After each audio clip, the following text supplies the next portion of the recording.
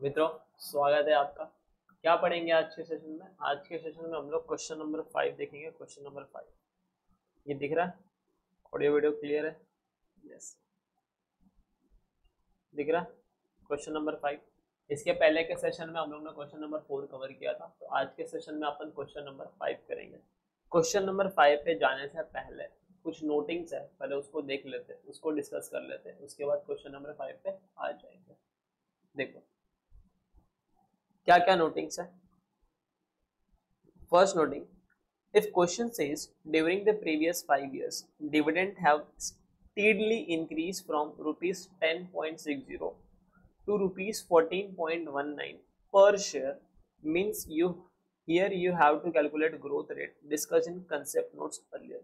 तो आपको पता है हम लोग ग्रोथ रेट का कैलकुलेशन करते थे, बताता हूँ आपको।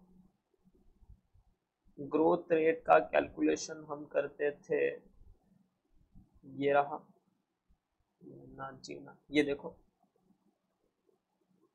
ग्रोथ रेट का कैलकुलेशन करते थे। सर इसके बारे में कहाँ से पता चलेगा? आप इसके प्रीवियस लेक्चर्स में जाओगे इक्विटी के बारे में, तो वहां पे आपको पता चल जाएगा। तो हम लोग ग्रोथ रेट का कैलकुलेशन करते थे। अगर सम टाइम क्वेश्चन में ऐसा दिया है कि 5 साल पहले डिविडेंड इतना दिया था, 5 साल बाद डिविडेंड इतना है, और उसकी जो अर्निंग हो रही है वो ग्रोथ रेट स्ट्रिक्टली सेम है, कुछ चेंजेस हुए नहीं है, तो हम लोग ये वाला फॉर्मूला लगाते हैं। एक तो एवरेज मेथड होता था। एवरेज मेथड में कैसे करते थे? Current dividend is equal to future का डिविडेंड 1+g⁴n ये लगा देते। फिर हम लोग इसको सॉल्व करते थे। इसको आप ऐसे लिखो या फिर ऐसे लिखो, growth rate is equal to d0 divide by dn then √n-1। फिर इसको करने का एक दूसरा तरीका होता था, another way of find the growth rate. वो क्या होता था कि आप स्टेप नंबर 1 फॉलो करते थे, उसके अंदर डिवाइड कर देते d0 बाई dn, यानी जो भी करंट डिविडेंड है उसको प्रीवियस साल वाले से डिवाइड करते थे। ठीक है, कि आज जो डिविडेंड है और 6 साल पहले कितना डिविडेंड था, 5 साल पहले उसे डिवाइड करते थे। फिर हम लोग फ्यूचर वैल्यू इंटरेस्ट फैक्टर देखते थे, और वो देखने के बाद सबसे पहले रो देखते थे, और रो के बाद हम लोग कॉलम देखते थे, हमको हमारा आंसर मिल जाता था। अगर इसके बारे में चाहिए तो पीछे वीडियोज है जो कि टॉपिक के ऊपर है, growth approach that is earning price approach, या फिर growth approach and Gordon models में आपको मिल जाए। अगर आपने वो नहीं देखा है तो जाके एक बार वो देख लेना, आपको चीजें आगे समझ जाएगी। दूसरा तरीका होता था हमारा ग्रोथ निकालने का, वो हो जाता b मल्टीप्लाई बाय आर करना है। ठीक है, तो अगर आपको क्वेश्चन में कुछ ऐसा डेटा दे दे कि वो बोले कि पिछले 5 सालों में या फिर पिछले 10 सालों में, पिछले 6 सालों में, वॉट एवर द इंफॉर्मेशन, जो भी हम लोग का डिविडेंड है वो बढ़ा है ₹10 से 14.19, यानी ये जो 10.60 ये 5 साल पहले का डिविडेंड है, एंड 14.19 ये 5 साल बाद का डिविडेंड है। तो आपको यहाँ पे ग्रोथ रेट कैलकुलेट करना पड़ेगा, जो हम लोग ने कंसेप्ट नोट में डिस्कस किया। ठीक है, ये चीज क्लियर हुई यहाँ तक? आगे बढ़े, चलो देखो सेकेंड चीज क्या बोला है। इफ क्वेश्चन सेज, अगर क्वेश्चन कहता है क्या, if question says the company proposed to issue 11-year 15% debenture but the yield on debenture on similar maturity risk factor class is 16% और इसकी फेस वैल्यू है ₹100, यानी और flotation cost 2%, calculate flotation cost on face value. ये क्या कहना चाहता है एक बार मैं डिस्कस कर लेता हूँ, फिर आपको चीजें समझ जाएगी। देखो ये कहना चाह रहा है कि जो आपकी कंपनी है ना, उसने डिबेंचर इशू किया। ठीक है, और वो डिबेंचर जो इशू किया वो 15% के साथ इशू किया, और मार्क 15% के साथ जो आपने डिबेंचर इशू किया उसकी जो मैच्योरिटी ईयर्स है वो है 11 ईयर्स।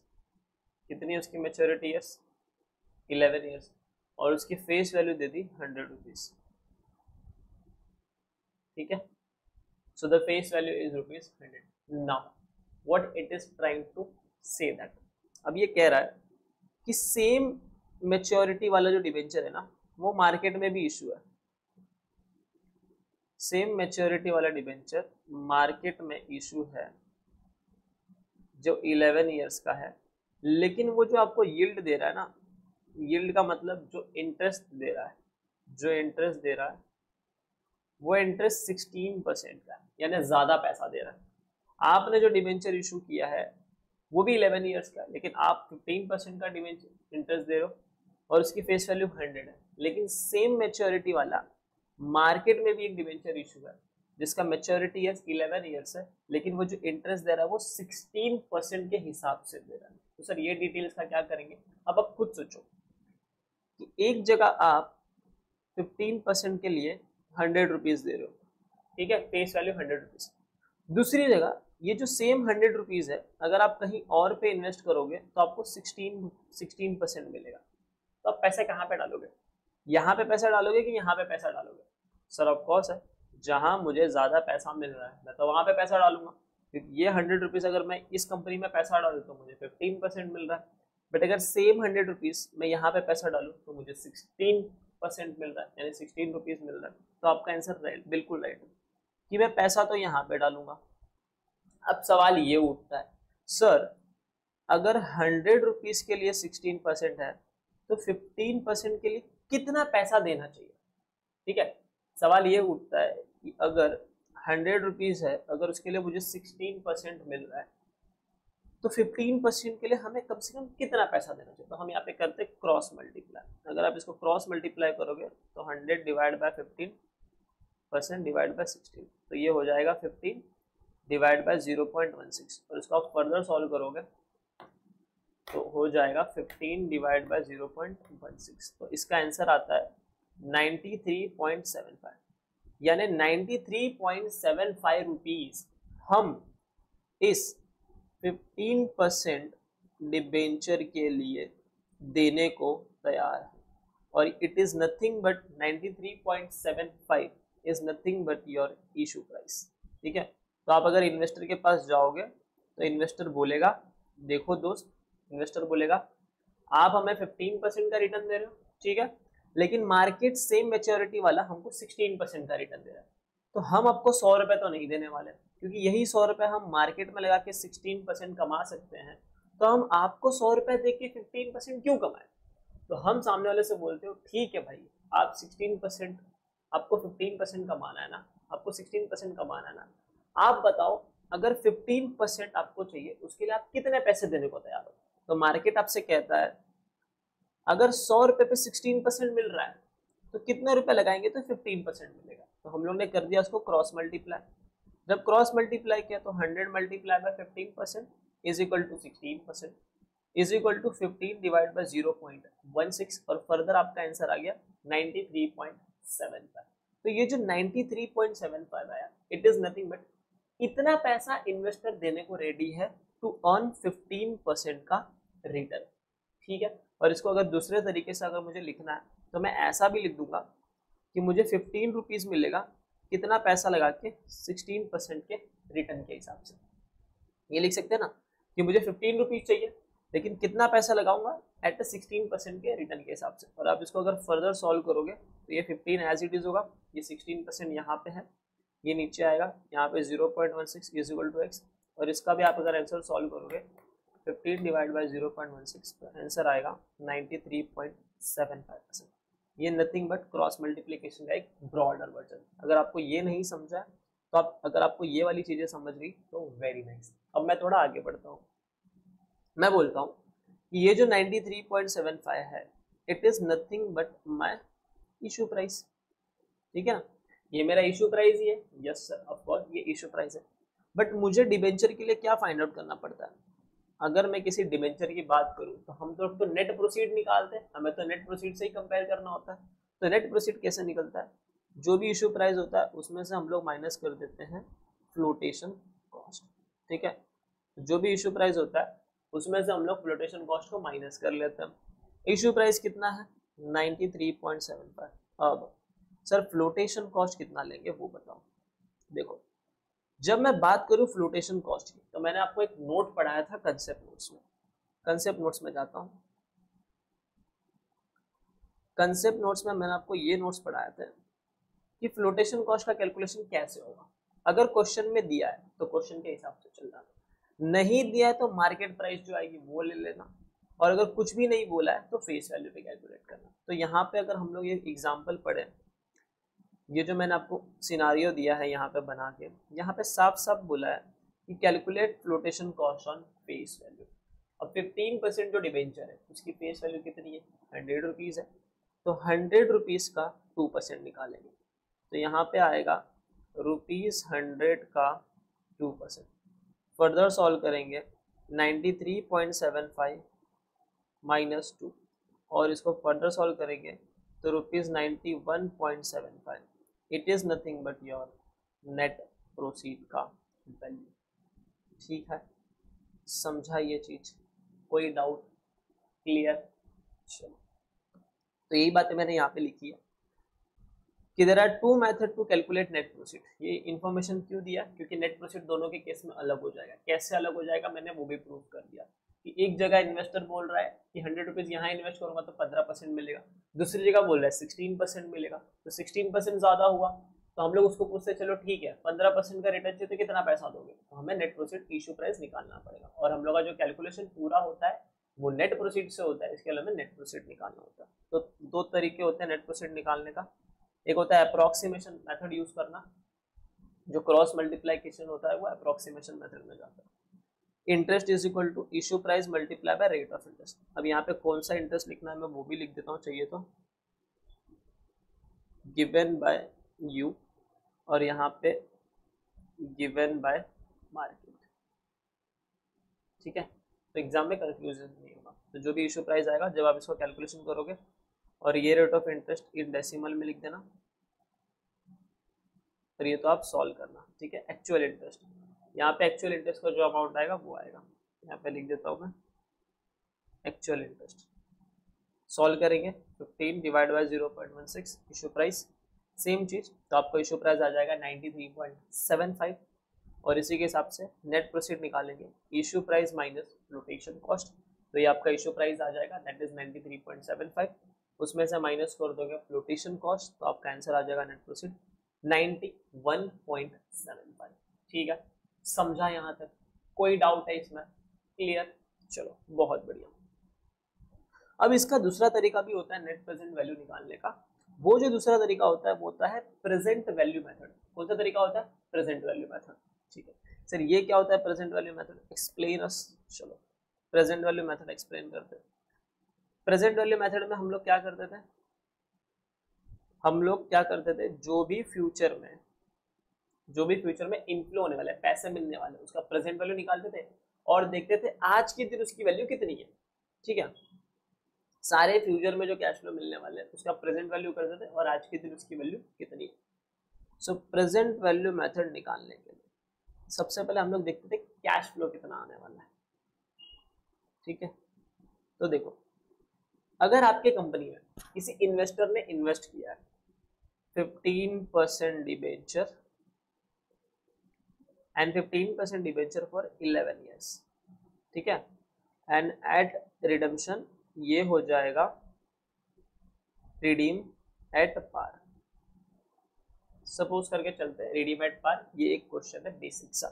तो 15% का डिबेंचर है जो 11 ईयर्स के लिए रिडीम है और रिडीम्शन हो जाएगा redeem at par. Redeem at par बोला मतलब क्या हो जाएगा, ₹100 में ये क्या हो जाएगा, रिडीम हो जाएगा। ठीक है, और इसकी जो फेस वैल्यू है that face value is also ₹100।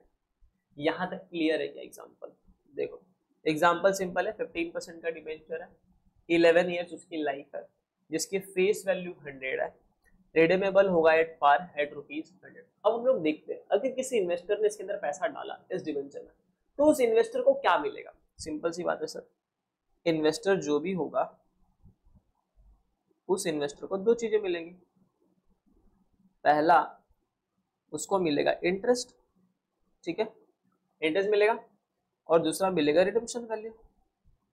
दूसरा क्या मिलेगा, रिडेम्पशन वैल्यू। जो इंटरेस्ट मिलेगा वो कितने साल तक मिलेगा, 11 ईयर्स तक, और जो भी इंटरेस्ट मिलेगा 11 ईयर्स तक वो सारे के सारे इवन इंटरेस्ट होंगे, यानी सेम अमाउंट होंगे। अग्री करते हो आप लोग?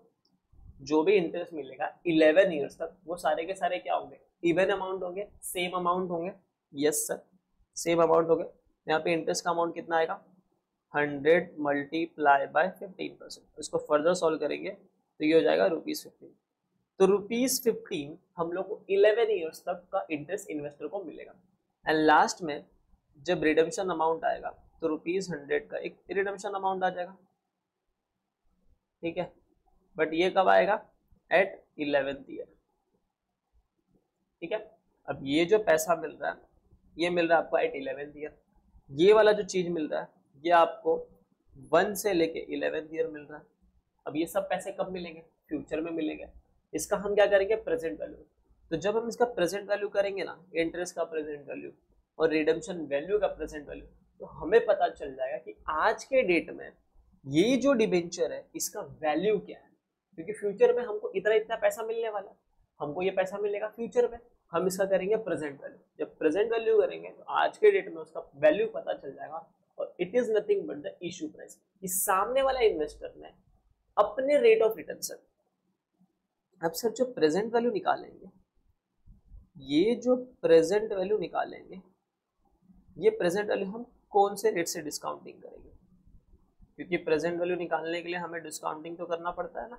हाँ, तो ये जो डिस्काउंटिंग करेंगे ना, ये मार्केट के रेट से डिस्काउंट करेंगे, जो इन्वेस्टर का रिक्वायर्ड रेट ऑफ रिटर्न, क्योंकि 15% तो उसे हम दे रहे हैं, 15% हम दे रहे हैं, लेकिन सामने वाला क्या बोल रहा है? 16% पे तो हमें मुझे मार्केट मिल दे रहा है, 16% तो मुझे मार्केट दे रहा है सेम प्राइस पे। तो हम क्या बोलते हैं, ठीक है कोई बात नहीं, आप एक काम करो, आप कितना पैसा देने को तैयार हो।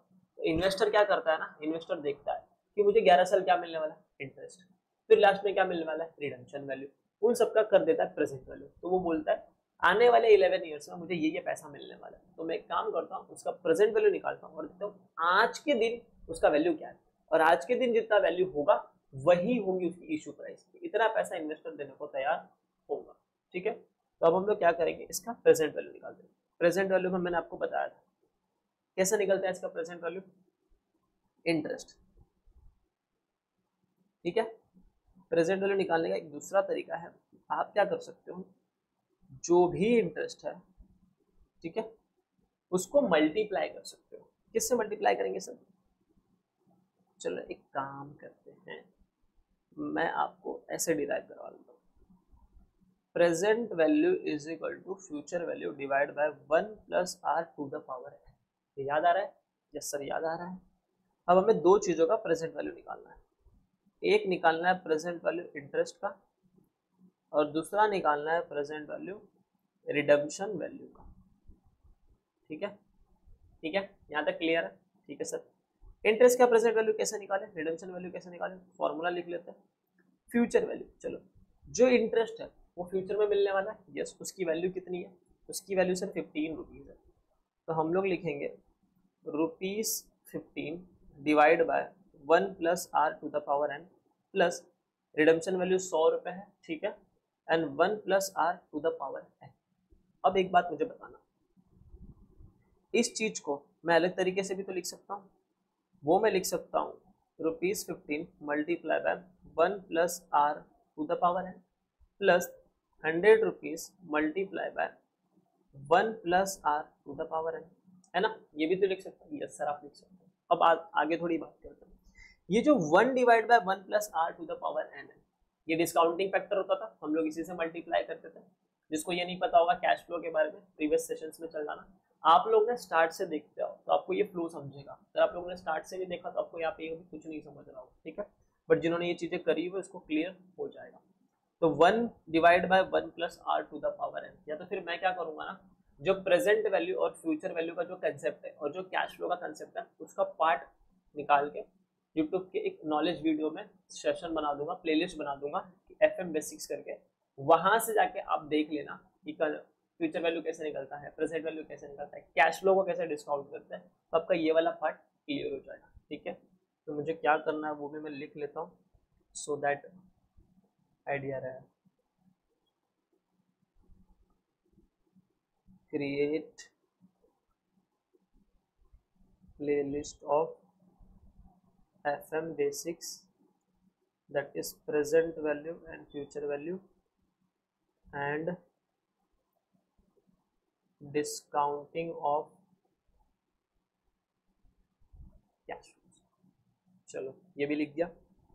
अब देखो आगे, अब मुझे बताना आप लोग कि ये जो ₹15 है ये मुझे 1 से लेके 11 ईयर्स तक मिलने वाला है, यस, और सारा का सारा अमाउंट सेम है, तो आपको मैंने एक कंसेप्ट पढ़ाया था, जब सारा का सारा अमाउंट सेम होता है तो हम लोग यहाँ पे कौन सा फैक्टर यूज करते थे, PVAF, that is present value annuity factor. याद आ रहा है? Yes sir. और जब एक सिंगल अमाउंट होता है तो अब हमें पता है कि ये जो 100 रुपीज़ है ये तो एक ही सिंगल अमाउंट को डिस्काउंट करना है, तो यहाँ पे जो हम कंसेप्ट यूज करते हैं वो करते हैं PVIF। ठीक है, यहाँ पे प्रेजेंट वैल्यू इंटरेस्ट फैक्टर, यानी अगर मैं इसको लिखना चाहूँ तो मैं इसको दूसरे तरीके से ऐसे लिख सकता हूँ, that ₹15 multiply bye PVAF, present value interest factor निकालो। ठीक है, रेट और 11th नहीं लिखेंगे, 1 से लेके 11th ईयर का, या फिर हम इसको सिर्फ 11 ईयर्स लिखेंगे। जब 11 ईयर्स लिखा इसका मतलब समझ जाना, देखो पहले मैं n लिख देता हूँ, plus 100 multiply bye PVIF R, और हमें चाहिए nth ईयर यानी सिर्फ 11th ईयर। अब यहाँ पे ध्यान देना, अगर मैं लिख रहा हूँ n ईयर, अगर मैं लिख रहा हूँ n ईयर तो इसका मतलब क्या होता है, अगर 11 ईयर्स तक वो सेम अमाउंट है तो आपको प्रेजेंट वैल्यू एन्युटी फैक्टर 11 साल का निकालना है। ठीक है, यानी ईच ईयर्स का निकाल के GT प्रेस करोगे तो 11 ईयर्स का प्रेजेंट वैल्यू एन्युटी फैक्टर मिलेगा। बट अगर मैं बोल रहा हूँ PVIF और यहाँ पे लिख रहा हूँ nth ईयर मतलब सिर्फ 11th वाला ईयर। ठीक है, तो इस चीज को अगर मैं फर्दर लिखना चाहूँ तो मैं इसको ऐसे लिख सकता हूँ कि ये जो रुपीज है इट इज 15 रुपीज मेरा क्या हो गया, इंटरेस्ट हो गया। तो अगर मुझे इसका फॉर्मूला बनाना तो मैं क्या बनाऊंगा, interest multiply by present value annuity factor R, फिर यहाँ पे आएगा n ईयर्स। ठीक है, प्लस यहाँ पे लिखूंगा रिडम्पशन वैल्यू, कभी कभी लोग यहाँ पे प्रिंसिपल भी लिख देते हैं कि एट द एंड हमको इतना पैसा मिलेगा, multiply by redemption value multiply by present value interest factor R, और यहाँ पे आ जाएगा nth ईयर। ठीक है, इस सेम चीज को मैं ऐसे लिख सकता हूँ कि नहीं लिख सकता? ऑफ कोर्स मैंने क्या किया, कुछ नहीं, 15 रुपीज मेरा इंटरेस्ट का अमाउंट था वो लिख दिया, ये तो मैंने एज इट इज लिखा। ठीक है, 100 का रिडम्पशन वैल्यू था वो लिख दिया, और ये मैंने एज इट इज लिखा। अब इसको सॉल्व कर दो, देखो कैसे सॉल्व करेंगे। सॉल्व करने के लिए सेम चीज, अब इसको फिलअप करेंगे। 15 रुपीज का मेरा इंटरेस्ट था। ठीक है, present value annuity factor R मेरा है। अब यहाँ पे जो R लेंगे ना सर, वो R कौन सा लेंगे, यहाँ पे जो R लेंगे वो मार्केट में क्या रेट ऑफ इंटरेस्ट मिल रहा है उसको लेंगे, क्योंकि हम लोग क्या कर रहे हैं, इन्वेस्टर का पर्सपेक्टिव देख रहे हैं। इन्वेस्टर बोल रहा है कि मुझे तो 16% मिलेगा, तो हम लोग बोले ठीक है भाई आपको 16% मिलेगा ना, हम लोग उसी के हिसाब से डिस्काउंटिंग करते हैं। तो यहाँ पे जो R का वैल्यू आएगा वो 16%, और यहाँ पे आप ब्रैकेट में लिखोगे 11 ईयर्स। इसका मतलब क्या होता है, इसका मतलब होता है कि आपको 1 से लेके 11 ईयर्स का 16% के हिसाब से प्रेजेंट वैल्यू एन्युटी फैक्टर निकालना है। ठीक है, निकालेंगे भी, डोंट वरी। उसके बाद plus redemption value 100 multiply bye PVIF, R में आएगा 16% एंड ब्रैकेट में आएगा 11th ईयर। ठीक है, समझा ये चीज, गॉट इट, क्लियर है?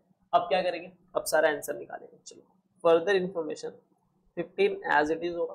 ठीक है, इसका सॉल्यूशन कैसे करते थे हम लोग लेते थे ब्रैकेट में 1 डिवाइड बाय 1 प्लस R, फिर इसको फर्दर सॉल्व करेंगे 1 डिवाइड बाय 1 प्लस ये जो R है इसको डेसिमल्स में लिखते थे। तो यहाँ पे आ जाएगा 0.16। कैसे आया सर 0.16? 16 divide by 100 0.16। इसको फर्दर सॉल्व करोगे 1 डिवाइड बाय 1.16। अब आप लोग क्या करोगे, कैलसी पे लिखोगे 1 डिवाइड बाय 1.16। ठीक है, कैलसी पे लिखेंगे 1 divide by 1.16, 1 divide by 1.16 equal to, आपका आंसर आ रहा होगा कुछ 0.86 के। फिर multiply multiply multiply multiply 2 times press करेंगे, 2 टाइम्स प्रेस किया। अब हमें कौन से ईयर पे जाना है, 11 ईयर्स पे। जब आप 1 डिवाइड बाय 1.16 करते हो आप ईयर 1 पे ऑलरेडी आ जाते हो, अब आपको 11th ईयर पे जाना है तो 10 टाइम्स इक्वल टू प्रेस करेंगे। तो 10 टाइम्स क्या प्रेस करोगे आप लोग, इक्वल टू, सो 1 2 3 4 5 6 7 8 9 10। अब यहाँ पे जो वैल्यू आ रही है 0.1954, ये जो वैल्यू आ रही है, ये जो डेसिमल आ रही है, अगर मैं अप टू 3 डेसिमल लेता हूँ तो ये तो मुझे 11th ईयर का मिल गया, तो मैं डायरेक्टली 11th ईयर का फैक्टर लिख लेता हूँ दैट इज 0.195 और ये 100 से मल्टीप्लाई करना वो तो आना ही है। अनदर फैक्टर में क्या लिखूंगा, जीटी प्रेस करूंगा। जैसे ही मैंने जीटी प्रेस किया मैंने क्या कर लिया, उसका ग्रैंड टोटल कर दिया और मैंने present value annuity factor find out कर दिया। तो यहाँ पे आएगा 5.07, ठीक है, राउंडिंग ऑफ किया 5.0286 हो रहा है, तो ये हो जाएगा 29 हो जाएगा, ठीक है। यहाँ तक क्लियर है। ये कैसे आया समझा, ये कैसे आया समझा, एकदम simple. 1 divide by 16 1.16 equal to 1 year पे आ गया, 2 टाइम्स मल्टीप्लाई कांस्टेंट करने के लिए 10 टाइम्स इक्वल टू प्रेस करना, 11th ईयर पे आओगे, वो 11th ईयर का फैक्टर आप यहाँ पे लिख देना, फिर जीटी प्रेस करोगे तो सारा का टोटल यहाँ पर मिल जाएगा, ठीक है। अब हम क्या करेंगे, आगे बढ़ते हैं, आगे देख लो। 15 मल्टीप्लाई बाय, अब क्या करेंगे, 15 मल्टीप्लाई बाय 5.029, इसका आंसर आएगा 75.435 plus 75.435, then 100 multiply by this, और आप 100 मल्टीप्लाई बाय दिस करोगे तो 19.50। फर्दर सॉल्व करते हैं, 75.435 प्लस 19.5, तो आपका आंसर आ रहा है 94.935। अगर मैं इसको अपर राउंडिंग ऑफ करूँ 94.94 हो रहा है, ठीक है। फॉर एग्जांपल मैं इसी को ऐसे रहने देता हूँ, आगे फर्दर सॉल्व करेंगे। तो ये जो आपका वैल्यू आ रहा है, ये वैल्यू है present value of two things, that is interest and redemption value, ठीक है। ये जो आपका आंसर आया, ये दो चीजों का प्रेजेंट वैल्यू आ गया। अब क्या करेंगे, फर्दर सॉल्व करेंगे, and it is nothing but इतना अमाउंट इन्वेस्टर देने को तैयार है, तो इसको मैं क्या बोलूंगा, इसको मैं नाम दूंगा इशू प्राइस। बट हमें क्या चाहिए, नेट प्रोसीड। हम अपने एंगल से देखते हैं कि ठीक है सामने वाला इतना देने को तैयार है, बट कुछ फ्लोटेशन कॉस्ट लगा क्या, तो हम लोग यहाँ पे लेंगे net proceed is equal to issue price minus flotation cost. तो आपका नेट प्रोसीड है 94.935 minus flotation cost. Flotation cost क्या है, that is 2% of 100। Further solve करेंगे 94.935 माइनस, और यहाँ पे आपका आंसर आ जाएगा 2। फिर इसको फर्दर सॉल्व करोगे तो आंसर आएगा 92.935 और 92.94। तो ये आपका हो जाएगा net proceed by second method से, ठीक है। तो सर एग्जाम में क्या फॉलो करना है, ये वाला फॉलो करना है या फिर आपने जो यहाँ पे ऊपर बताया दिस वन वाला फॉलो करना है? तो एग्जामिनर बोलेगा कि find out the value of net proceed, या फिर यूज फॉर द कैलकुलेशन, वो ऐसा बोलेगा for calculating cost of debenture, ठीक है, यूज अप्रोक्सीमेशन मेथड। तो जब अप्रोक्सीमेशन मेथड यूज करेगा आपको ये वाला फंडा यूज करना है। जब बोलेगा कि आप प्रेजेंट वैल्यू मेथड यूज करो तो आपको ये वाला फंडा यूज करना है। इसके लिए आपको दोनों चीजें आनी चाहिए, ठीक है। एग्जामिनर स्पेसिफाई करके देगा, डोंट वरी, नहीं देगा तो आप अप्रोक्सीमेशन यूज करके सॉल्व कर लेना, ठीक है। यहाँ तक चीजें क्लियर है, आगे बढ़ा जाए, चलो आगे बढ़ते हैं। देखो तो यही सेम चीज मैंने यहाँ पे कराई। प्रेजेंट वैल्यू कैसे निकालेंगे, जिसको हम लोग P0 भी बोलते हैं। अमाउंट, इंटरेस्ट का अमाउंट, PVAF रेट, जिसको हम लोग ने यील्ड रेट लिखा, और एन ईयर, एन मतलब total number of years, plus redemption की value PVIF rate nth year यानी 11th year, and yield rate लिखेंगे और यहाँ पे रिडम्पशन वैल्यू, ठीक है। यहाँ पे रिडम्पशन ईयर लिखेंगे, ये जो ये वाला वैल्यू। वो होने के बाद सेम चीज सॉल्व करिए, 115%, ठीक है, आपको इंटरेस्ट मिल जाएगा। PVAF 16% के हिसाब से 11 years, plus ₹100 multiply bye PVIF 16% 11th year. फिर इसको सॉल्व करोगे, ये फैक्टर हमने निकाला, फिर आप इसको सॉल्व करोगे तो आपका 100 आएगा, ये फैक्टर निकाला, फिर हम लोगों ने इसको मल्टीप्लाई किया, हमारा भी आंसर यही आ रहा था 94.935। ये देखो दैट इज 94.935, यहाँ पे भी वही है 94.935। फिर नेट प्रोसीड निकालेंगे, issue price minus flotation cost, तो आपका आंसर आएगा 92.935। यहाँ पे भी हमारा आंसर वही आ रहा था 92.935 या फिर 92.9, ठीक है, डन। अब देखो नेक्स्ट नोटिंग क्या है, market value of equity has been apportioned in the ratio of book value, equity and retained. For example, आप लोगों ने ना बुक वैल्यू देखा, चलो मैं यहाँ पे नहीं देखता हूँ, मैं उसी जगह पे आपको डिस्कस कराते हुए चलता हूँ सो दैट क्लियर हो जाए। फॉर एग्जाम्पल आप लोगों ने बुक वैल्यू देखा, ठीक है, इक्विटी का बुक वैल्यू आ रहा था 100 एंड रिटेन अर्निंग का बुक वैल्यू आ रहा था 50, ठीक है। इन दोनों का रेशियो बनाओ, रेशियो बनाया तो ये हो गया 2 और ये हो गया 1। क्या किया आप लोगों ने, इसको 50-50 से डिवाइड कर दिया। अब हमें क्वेश्चन के अंदर मार्केट वैल्यू दिया और मार्केट वैल्यू सिर्फ इक्विटी का दिया है जो है 300। अब आपको इतना पता होगा कि जो बुक वैल्यू होता है उसके अंदर इक्विटी अलग होता है, रिटेन अर्निंग अलग होता है, लेकिन जो मार्केट वैल्यू देते हैं और जिसके अंदर जो इक्विटी का मार्केट वैल्यू होता है उस इक्विटी के मार्केट वैल्यू में रिटेन अर्निंग का इफेक्ट ऑलरेडी दिया हुआ होता है। तो हम लोग को क्या करना होता है, ये जो 300 है इसमें अपोर्शन करना होता है, इसको बांटना होता है।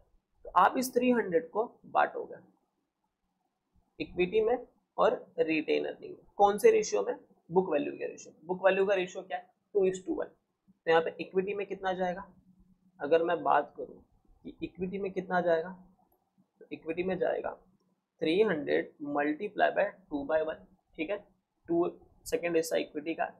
एंड यहाँ रिटेन अर्निंग में कितना जाएगा, 300 डिवाइड बाय 1/3, यहाँ पे 2/3 आएगा, ठीक है। तो इसको फर्दर सॉल्व करेंगे तो ₹200 आपका इक्विटी का मार्केट वैल्यू हो गया एंड रिटेन अर्निंग का वैल्यू हो गया ₹100। समझा ये चीज, एकदम सिंपल है, कुछ नहीं। बुक वैल्यू लेंगे उसका रेशियो निकालेंगे, ठीक है। मार्केट वैल्यू देंगे वो सिर्फ इक्विटी का दिया होगा, लेकिन हमें इस मार्केट वैल्यू को क्या करना होगा, बांटना पड़ेगा इक्विटी और रिटेन अर्निंग को। कौन से रेशियो में, बुक वैल्यू के रेशियो में। क्लियर है, चलो अब आता है हमारा नेक्स्ट नोटिंग। नेक्स्ट नोटिंग देख लेते हैं क्या है। आ रहे हम लोग क्वेश्चन सॉल्व करेंगे, डोंट वरी। क्वेश्चन सॉल्व करने से पहले देयर आर सर्टेन थिंग्स जो मुझे डिस्कस कराना बहुत जरूरी है सो दैट आपका जो क्वेश्चन का फ्लो है ना बहुत इजीली सॉल्व हो जाएगा। अगर मैं नहीं कराऊंगा ना तो वो क्वेश्चन आपको बहुत हार्ड लगेगा, टफ लगेगा, और मैं नहीं चाहता कि आपको कोई भी चीजें हार्ड और टफ लगे। कोई इजी है तो सब कुछ इजी है, हम इजी करेंगे चीजों को, ठीक है। देखो, another method to calculate WACC। अब जो वैक निकालते थे हम लोग, याद है WACC निकालते थे, हाँ सर याद है। वो कैसे निकालते थे, source, amount, proportion, cost, total cost. जैसे मैं आपको यही एग्जांपल लेके अभी इसी को सॉल्व करके दिखा देता हूँ। डिलीट नहीं करना था, चलो ध्यान देना, यहाँ पे बहुत ही इंपॉर्टेंट चीज सिखाने जा रहा हूँ आपको। ये छोड़ो, एग्जाम्पल।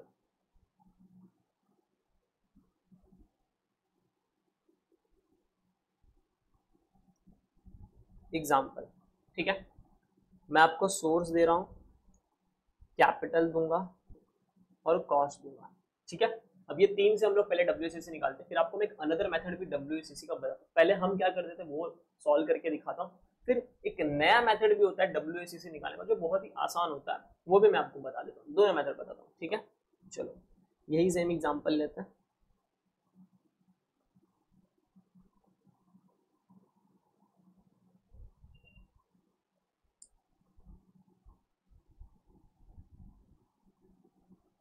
देखो question is very simple, equity है, डेट है, प्रेफरेंस है, ये कैपिटल है, ये उसका कॉस्ट है, ठीक है। अब जो हम लोग पहले ओल्ड मेथड जो करते थे, ओल्ड मेथड जो अब तक मैंने आपको पढ़ाया है WACC कैसे निकालना, उससे सॉल्व करते हैं। तो मैंने आपको क्या पढ़ाया था, हम लोग पहले लिखते थे सोर्स, फिर क्या लिखते थे, अमाउंट, फिर इसका निकालते थे हम लोग प्रपोर्शन, और फिर लिखते थे कॉस्ट, और आता था WACC, ABCD, ठीक है। यहाँ तक क्लियर है। अब हम लोग ये लिख देंगे, तो सोर्स में क्या है, एक हम लोग का इक्विटी है, फिर प्रेफरेंस है, सॉरी इक्विटी है, एक हम लोग का इक्विटी है, फिर डेट है, एंड देन प्रेफरेंस है। देखो अमाउंट में क्या आएगा 325, तो यहाँ पे आएगा 3 लाख, फिर आएगा 2 लाख, फिर आएगा 5 लाख। अब हम लोग क्या करते थे सी वाले पॉइंट में, प्रपोर्शन निकाल देते हैं। प्रपोर्शन कैसे निकाल देते हैं? Individual capital divide by total capital, यही करते थे। तो टोटल कैपिटल पहले यहाँ पे बना लेते हैं। टोटल कैपिटल है 10 लाख रुपीज। अब इसको सॉल्व करोगे, इंडिविजुअल डिवाइड बाय टोटल, तो पहले का आंसर आएगा 0.3, दूसरे का 0.2, तीसरे का 0.5। अब क्या करेंगे, ये कॉस्ट लिख देंगे 121508, 1215 अब क्या करते थे हम लोग, WAC से निकालते, कैसे, इसको मल्टीप्लाई करके C मल्टीप्लाई बाय D करेंगे। चलो पहला करके देखते हैं। 0.3 मल्टीप्लाई बाय 0.12, तो पहला आंसर आ रहा है 0.036, ठीक है। दूसरा देखते हैं 0.2 मल्टीप्लाई बाय 0.15, तो दूसरे का आंसर आ रहा है 0.03, डन। तीसरा 0.5 0.08, तीसरे का आंसर आ रहा है 0.04।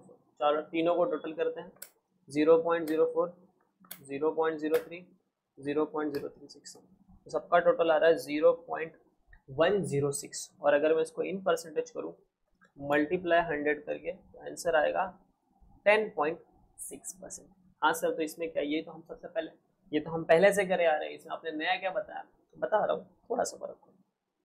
अनदर अप्रोच, अनदर मेथड भी है इस सेम चीज को सॉल्व करने का, जहां पे ना ये जो हम प्रपोर्शन निकालते हैं ना, प्रपोर्शन, ये वाला चीज वो इग्नोर हो जाता है, और उसके बदले एक और स्टेप ऐड होता है जिससे आपका सेम आंसर आता है। ठीक है, निकाल के बता रहा हूँ, ध्यान देना, पहले ध्यान दे दो, उसके बाद लिखना इसको। अगर लिखना भी ऐसे, डोंट वरी, ये सारी चीजें नोट्स में कवर है, देख लो कैसे सॉल्व करते हैं। ठीक है, सेम चीज लिखूंगा, सोर्स, फिर लिखूंगा अमाउंट, फिर लिखूंगा कॉस्ट, और यहाँ पे आएगा WACC। WACC नहीं लिखते, यहाँ पे वर्डिंग चेंज हो जाती है, यहाँ पे हम लिख देते हैं टोटल कॉस्ट। ये जो कॉस्ट इन परसेंटेज है, ठीक है। अब हम क्या करेंगे, सारे सोर्स को लिखेंगे, कॉस्ट इन परसेंटेज और डेसिमल व्हाटएवर। इक्विटी, फिर क्या था, डेट, फिर क्या था, प्रेफरेंस। इक्विटी का अमाउंट 3 लाख, डेट का अमाउंट 2 लाख, एंड इसका अमाउंट है 5 लाख। ठीक है, अब कॉस्ट लिख देंगे 12, 15, 0.08, 0.12, 0.15, 0.0। अब क्या करेंगे, देखो ABCD, D कैसे आएगा, D मल्टीप्लाई बाय C करेंगे, इसको इससे मल्टीप्लाई करेंगे। 3 lakh multiply by 0.12, 3 lakh multiply by 0.12, आपका आंसर आएगा 36,000, डन। उसके बाद 2 लाख मल्टीप्लाई बाय 0.15, इसका आंसर आएगा 30,000। 2 लाख मल्टीप्लाई बाय 0.15, 30,000। उसके बाद 5 लाख मल्टीप्लाई बाय 0.08, इसका आंसर आएगा 40,000। क्लियर है? अब ये तीनों को टोटल कर देंगे, 30,000, 30,000, 40,000, तो आपका आंसर आ जाएगा 1,06,000। ये मेरा क्या बन गया, टोटल कॉस्ट। अब बस इसके बाद मैं एक स्टेप और ऐड करता हूँ, जहाँ से मुझे WACC मिलेगा, वो होता है total cost divide by total capital, और इसका सॉल्यूशन हो जाएगा, टोटल कॉस्ट में ये लिखेंगे, टोटल कैपिटल में ये, इसका टोटल किया था ना हम लोग ने, कितना आ रहा था, 10 लाख रुपीज। ठीक है, देखो सॉल्व करते हैं, 1,06,000 डिवाइड बाय 10 लाख, इसका आंसर होगा 1,06,000 डिवाइड बाय 10 लाख।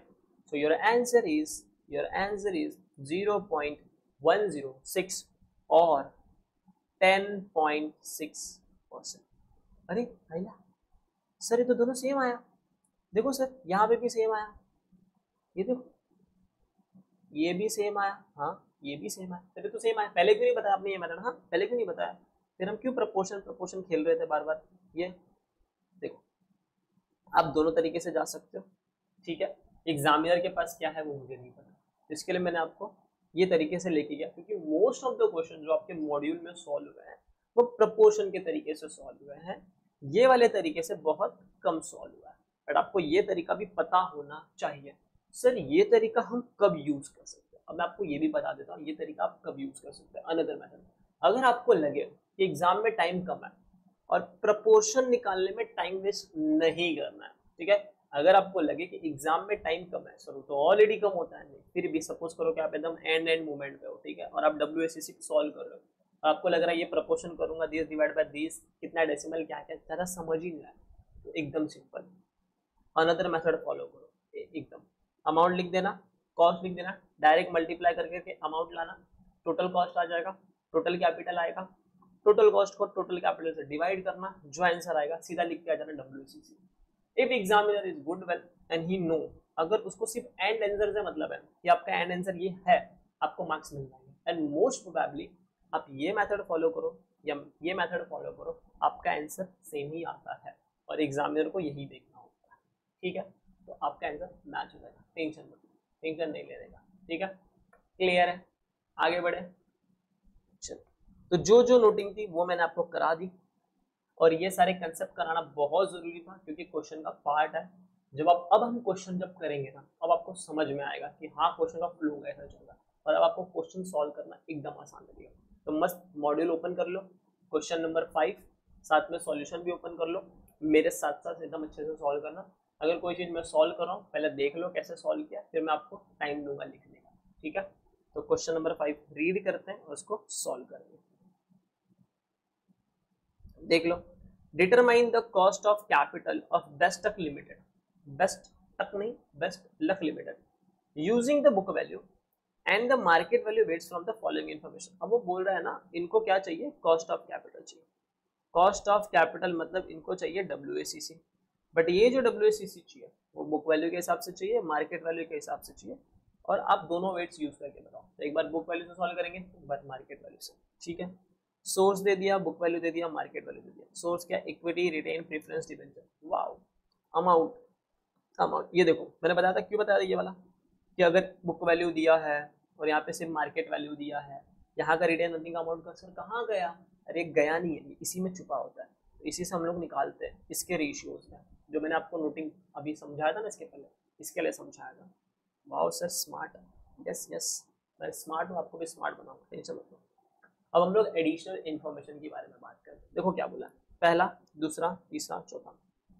पहला इन्होंने इक्विटी के बारे में बोला, क्या बोला इक्विटी के बारे में, इक्विटी के बारे में क्या बोला, ये बोलते हैं equity shares are quoted at ₹130, ठीक है, ये मार्केट में 130 पे कोट है पर share, and new issue price is 125।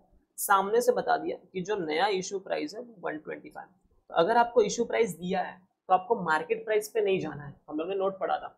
If question में इशू प्राइस नहीं दिया है तो मार्केट प्राइस पे जाओ, लेकिन अगर इशू प्राइस दिया है तो फर्स्ट प्रेफरेंस इशू प्राइस, बाद में मार्केट प्राइस। तो अगर इशू प्राइस दिया तो बोलेंगे, और यहाँ पे 130 को क्या कर देंगे अपन, इग्नोर करेंगे। आगे देखो, will be fully subscribe and flotation cost will be ₹5 पर शेयर। अब यहाँ पे फ्लोटेशन कॉस्ट भी दिया है कि जो फ्लोटेशन कॉस्ट है, जो फ्लोटेशन कॉस्ट है वो है ₹5 का, ठीक है सर, यहाँ तक क्लियर। अब इन्होंने डिविडेंड के बारे में बताया, क्या बोला इन्होंने, during the previous 5 years dividend have steadily increased from 10.60 to 14.19 per share and dividend at the end of current year is expected to ₹14। तो देखो ये जो 10.160 है ना, ये 5 years ago का डिविडेंड है, ठीक है, 5 years ago, और ये जो 14.19 शेयर है ये अभी करंट डिविडेंड है, करंट डिविडेंड, जिसको मैं D0 भी, जिसको मैं अगर ऐसे ही नॉर्मल बोलना है तो बोलूंगा करंट डिविडेंड है। फिर ये बोल रहा है जो एक्सपेक्टेड डिविडेंड हो 15% है, तो चलो एक्सपेक्टेड मिल गया, यानी हमें D1 मिल गया, बट यहाँ पे हमें G नहीं मिला, G ग्रोथ, तो ग्रोथ हम लोग इसका यूज करके निकालेंगे, ठीक है, कैसे निकालेंगे, सॉल्व करेंगे, अभी अपने आपको पता चल जाएगा, टेंशन मत। प्रेफरेंस शेयर के बारे में इंफॉर्मेशन क्या दिया, 15% preference share with face value of 100 would realise ₹105। 15% का प्रेफरेंस शेयर है तो ये आपका प्रेफरेंस डिविडेंड हो जाएगा, डन। 100 रुपीज फेस वैल्यू, लेकिन रियलाइज हो रहा है 105 है, तो अगर 105 पे रियलाइज हो रहा है तो ये P0 हो जाएगा। फिर हम लोग डिवेंचर के बारे में बातें देख लेते हैं। डिवेंचर में क्या बोला है, The company proposed to issue 11 years 15% debenture, but the yield on debenture of similar maturity and the risk class is 16%। देखा, ये नोट आ गया ना अभी। तो अब यहाँ पे हम लोग का जो इशू प्राइस है हम लोग तो बोल रहे हैं कि 100 रुपीज़ की इशू प्राइस होगी। अगर क्वेश्चन में कुछ नहीं बोला होता है तो हम एज्यूम करते हैं कि प्राइस इज द 100, ठीक है। फेस वैल्यू के बारे में, डिवेंचर के बारे में कुछ बोला नहीं है, nothing is telling about the debenture. तो अगर कुछ नहीं बोला है तो आपको यहाँ पे अज्यूम करना पड़ेगा कि जो फेस वैल्यू है वो 100 रुपीज़ की है, ठीक है। एग्जाम्पल के लिए मैंने जैसे आपको बता दिया, क्लियर है यहाँ तक? 100% नहीं, 100 रुपीज़, ठीक है। एंड सामने से बोला है कि फ्लोटेशन कॉस्ट 2% है, फिर tax and corporate tax rate is 35%। ये हम लोग कहाँ यूज करेंगे सर? अप्रोक्सीमेशन मेथड यूज लगाएंगे। देखो क्या क्वेश्चन में बोला है YTM यूज करो, नहीं, तो हम लोग अप्रोक्सीमेशन मेथड यूज लगाएंगे।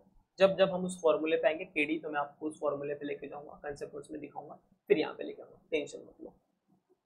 फिर हम लोग का फ्लोटेशन कॉस्ट किस पे निकालना है? फेस वैल्यू पे निकालना है। ये वाली जो लाइन दी हुई है ये इसके लिए दी हुई है, डिवेंचर का है, ठीक है।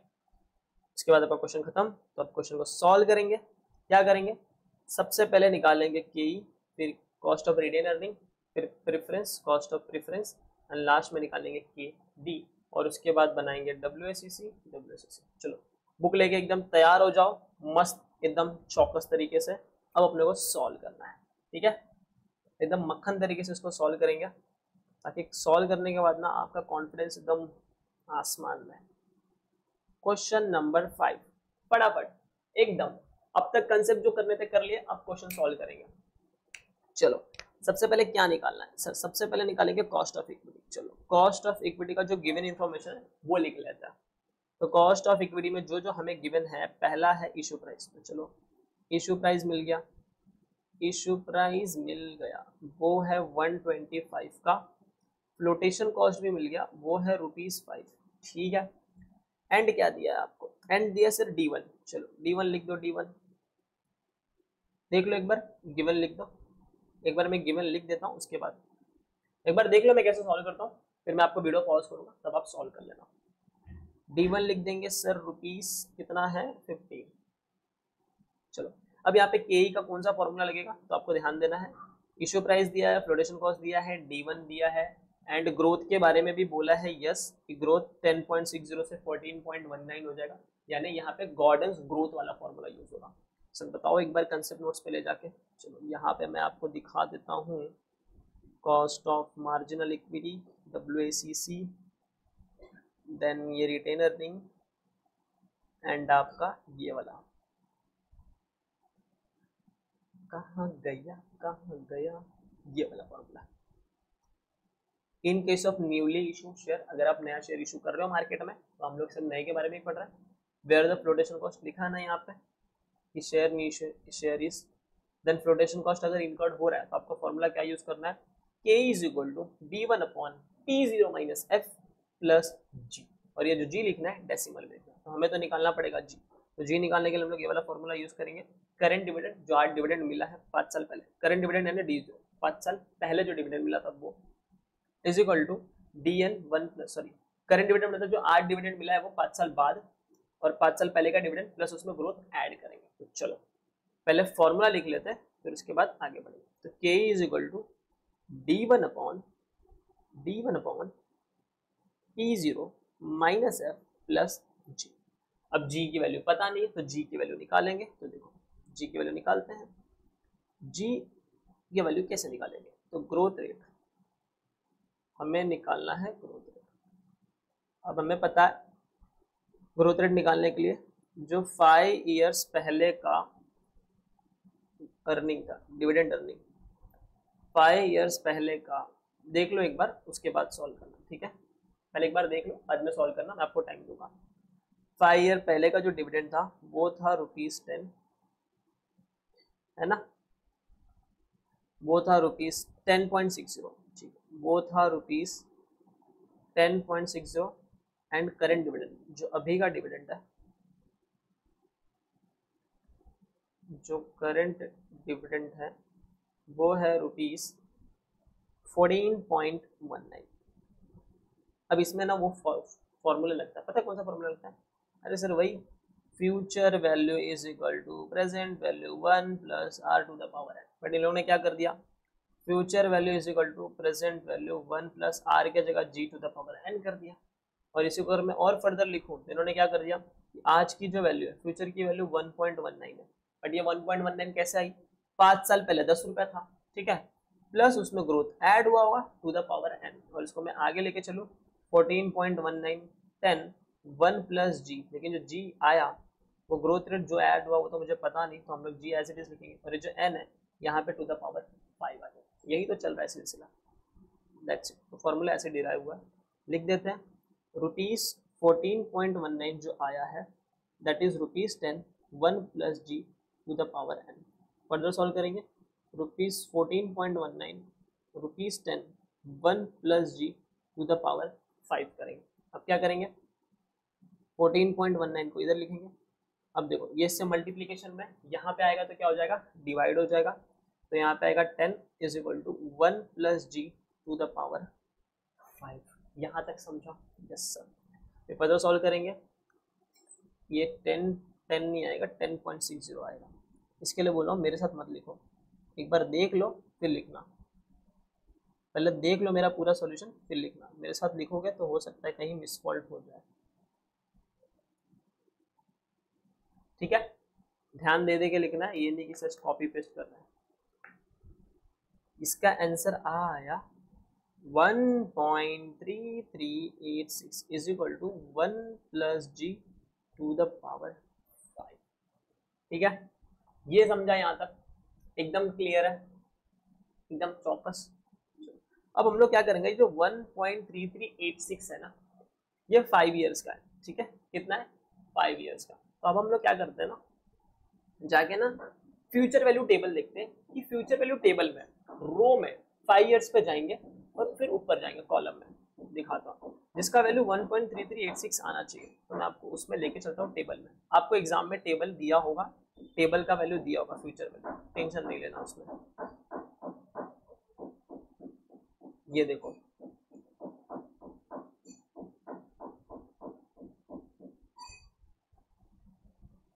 पीरियड 5 इयर्स पे आया, मैं 5 इयर्स पे आने के बाद हम लोग जाते हैं 1 पॉइंट, कौन सा वैल्यू देखना था 1.3386, तो ये तो नहीं है, ये भी नहीं है, ये भी नहीं है, ये देखो 1.3386 मिला, ठीक है, 5 इयर्स पे 1.3386 मिला, और यहाँ का परसेंटेज कितना है 6%। तो जो 6% है ना, 6% is nothing but the growth rate, तो ऐसे करके हमें आंसर मिल गया 6% growth rate is nothing but the 6%।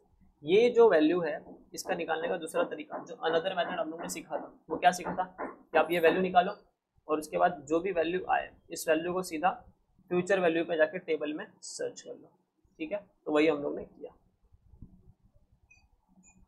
तो आपका जी का वैल्यू कितना आ गया, योर जी का वैल्यू इज 6%, ठीक है, और इस 6%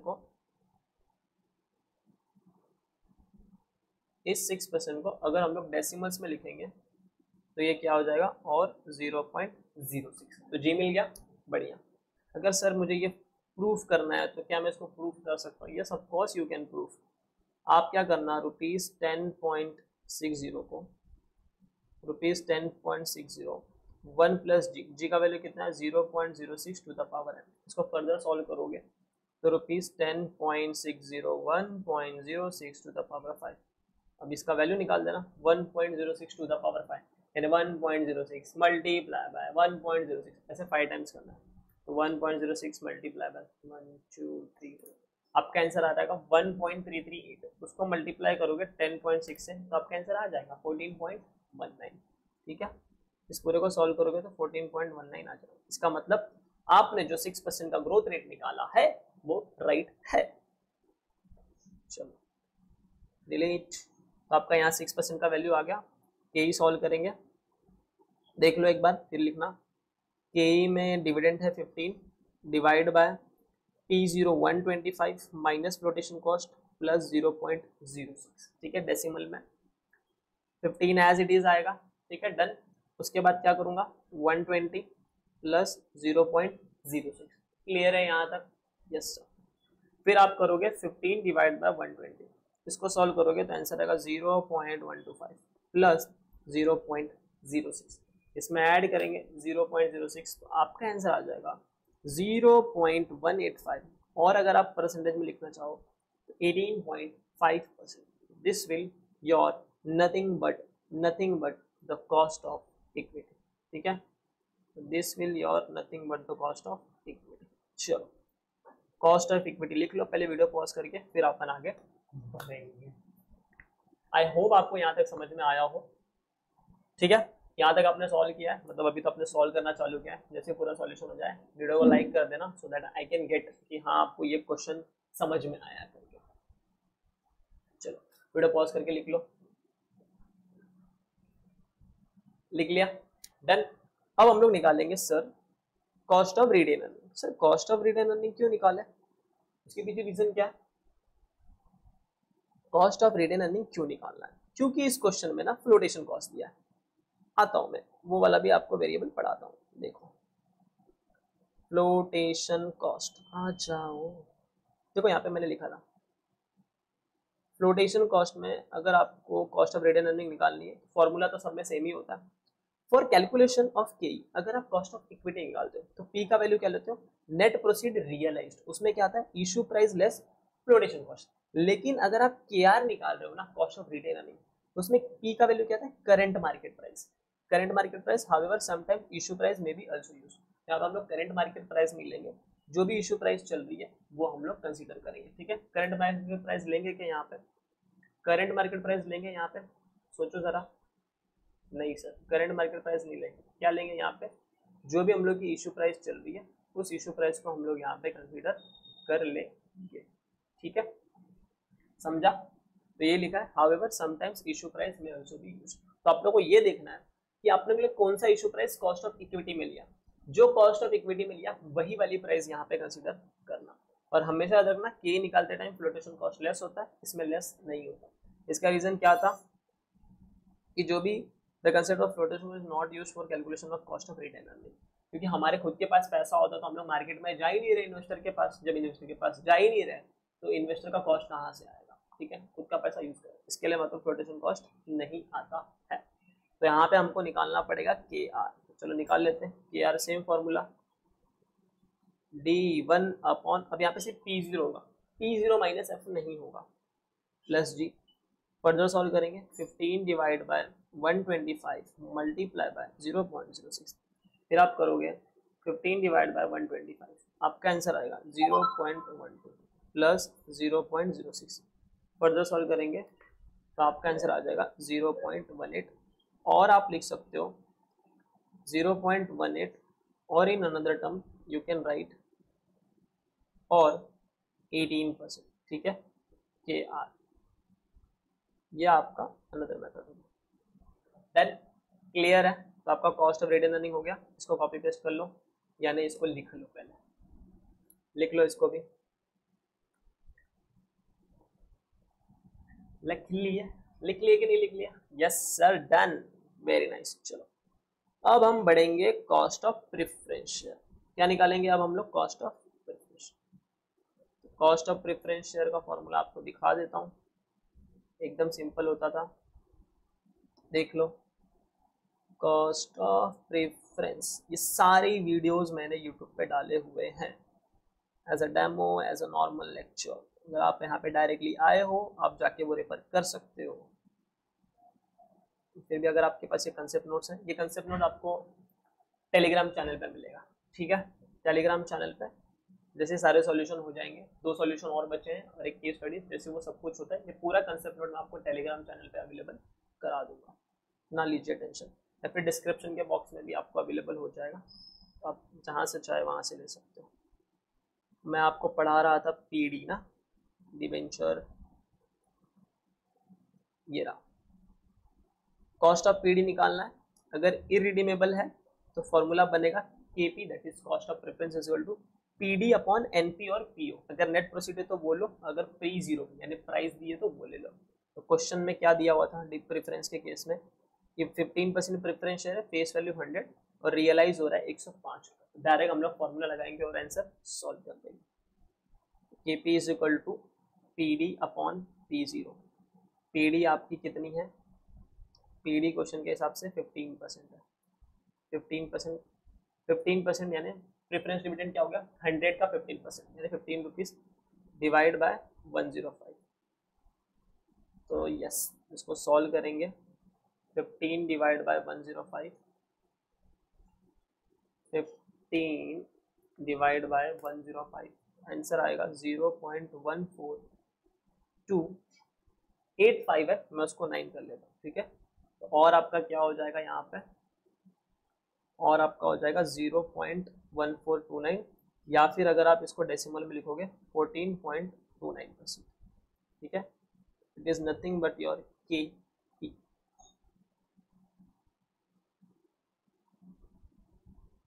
डन, तो के भी लिख दो।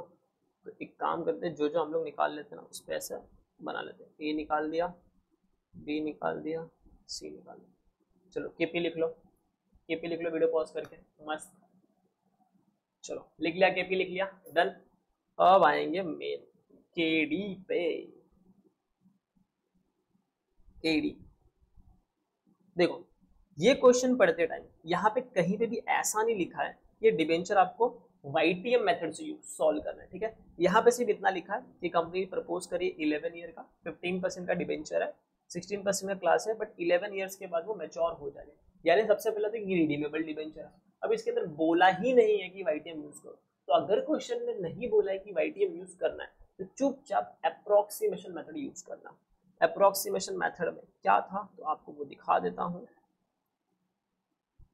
देखो ये था अप्रोक्सीमेशन मेथड।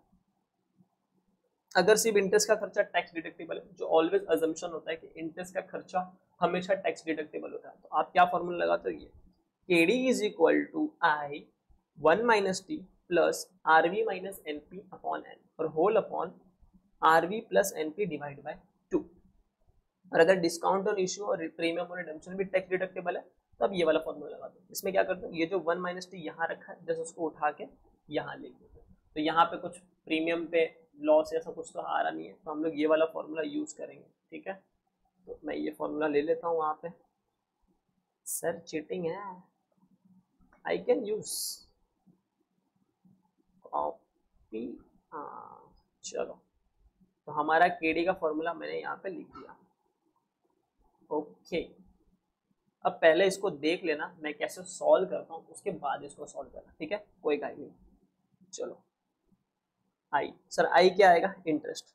इंटरेस्ट कितना है, हम अपने बॉन्ड पे कितना इंटरेस्ट दे रहे हैं इसके अंदर, sir we are giving the interest of 15%। ठीक है, तो यहाँ पे 15 और फेस वैल्यू कुछ नहीं बोला, हम लोग 100 एज्यूम कर रहे हैं, तो 100 का 15 कितना हो जाएगा, 15%, 15 हो जाएगा। तो यहाँ पे आएगा 15, 1 माइनस टी, टी यानी टैक्स रेट 35% की है। ठीक है, तो आप 35% को डेसिमल में लिखोगे तो क्या होगा, 135 डिवाइड बाय 100 दैट इज 0.35। तो इसका आंसर आएगा 0.35 प्लस रिडीमेबल वैल्यू। क्या क्वेश्चन में कुछ बोला है, बताओ, रिडीमेबल वैल्यू क्या क्वेश्चन ने कुछ बोला है क्या,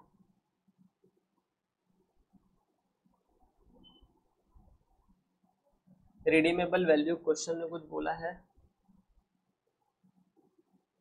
नहीं। अगर क्वेश्चन ने कुछ नहीं बोला होता है रिडीमेबल वैल्यू के बारे में तो आपको इतना समझना है कि हम लोग यहाँ पे रिडीम्पशन वैल्यू 100 लेते थे, ऐसा अभी जस्ट सॉल्व किया था ना, वैसा क्वेश्चन में कुछ नहीं बोला है। तो यहाँ पे हम लोग ना एक काम करते हैं, सबसे पहले ना आरवी एनपी और एन निकाल लेते हैं। वो कहाँ निकालेंगे पता है, वो थोड़ा नीचे निकाल दो सॉल्व करने के लिए। तो सबसे पहले आरवी, एन तो हमको पता है एन इज 11 ईयर्स, फिर आरवी रिडीमेबल वैल्यू भी पता है 100, बट एनपी, एनपी निकालने के दो मेथड अब यहाँ पे आएंगे। ठीक है, तो जो एनपी निकालना उसके दो मेथड है। पहला मेथड है, अगर मैं फर्स्ट मेथड से जाऊं, एनपी यानी नेट प्रोसीड, तो फर्स्ट मेथड में क्या था मेरा कि मैं बोलता था जो भी मेरा इंटरेस्ट का अमाउंट है वो लिखूंगा। ठीक है, और ये जो इंटरेस्ट का अमाउंट है वो कंपनी वाला, ठीक है, इज इक्वल टू जो भी इशू प्राइस होगी वो आएगा, क्योंकि यहाँ पे हम लोग क्या कर रहे थे, 15% हम दे रहे हैं बट मार्केट 16% दे रहा है, तो हम लोग क्रॉस मल्टीप्लाई करके आंसर निकाल देते हैं। बट उसको मैंने आपको कंसेप्ट नोट में क्या पढ़ाया था, आपको ऐसे करना है, ये करना है कंसेप्ट नोट्स में। ठीक है, दैट इज जो भी इंटरेस्ट का अमाउंट है वो issue price rate of given, तो ये सारी चीज़ों करके आपको इशू प्राइस मिलेगी। फिर वहाँ से आप नेट प्रोसीड आएंगे, उसी चीज़ को मैं जस्ट सॉल्व कर रहा हूँ। तो इशू प्राइस और यहाँ पे आएगा रेट ऑफ इंटरेस्ट। ये जो रेट ऑफ इंटरेस्ट आएगा ये मार्केट वाला आएगा। वैल्यू लिखते हैं, यहाँ पे 15 आएगा, यहाँ पे same as it is issue price as it is, और यहाँ पे 16%। इसको सॉल्व करेंगे, यहाँ पे 15, यहाँ पे 16% नीचे, और देन इशू प्राइस। फिर हम इसको क्या करेंगे, फर्दर सॉल्व करेंगे। जब हम इसको फर्दर सॉल्व करेंगे इशू प्राइस क्या हो जाएगा हमारा, दैट इज 15 डिवाइड बाय 16%। ठीक है, तो आंसर आ जाएगा 93.75 rupees. 93.75 is the answer of this करके। बट हमें चाहिए नेट प्रोसीड, तो नेट प्रोसीड कैसे आता है, issue price minus flotation cost. Issue price है 93.75, ठीक है, 93.75 माइनस करेंगे फ्लोटेशन कॉस्ट। अब अगर आप क्वेश्चन देखोगे ना, तो क्वेश्चन ने बोला है फ्लोटेशन कॉस्ट आपको 2% लेना है, बट नीचे नोट लिखा है flotation cost calculate on face value. देखो जहां पे फ्लोटेशन कॉस्ट क्वेश्चन में दे दिया है ना, वहां पे वही यूज करना है आपको, बट जहां पे नहीं दिया है ना, वहां पे आपको फेस वैल्यू पे निकालना। ठीक है, क्वेश्चन देख लेना, अगर फ्लोटेशन कॉस्ट दिया है तो यूज कर लो, नहीं दिया है तो फेस वैल्यू पे कैलकुलेट करना है। ठीक है, समझा यहाँ तक, बहुत बढ़िया। तो ये हो जाएगा आपका 100 का 2%। आप इसको फर्दर सॉल्व करोगे 93.75 माइनस ₹2, और ये आंसर आएगा 91.75 का। ठीक है, तो ये हो गया मेरा फ्लोटेशन कॉस्ट नहीं, this is my net proceed as per first method. ठीक है, देन अब लगे हाथ में आपको सेकंड मेथड भी यहाँ पे करा देता हूँ। पहले एक काम कर लो, अच्छा ये पूरा सॉल्व कर लेने दो फिर लिखना। ठीक है, अब यहाँ पे बस ध्यान दो, सेकंड मेथड पे जाते, सेकंड मेथड सेकंड मेथड क्या होता था, नेट प्रेजेंट वैल्यू का सेकंड मेथड होता था। तो नेट प्रेजेंट वैल्यू, अब इसमें मैंने आपको समझाया था ये वाला डिस्कशन नोट्स में, ये चीजें भी आपको समझाई थी डिस्कशन नोट्स में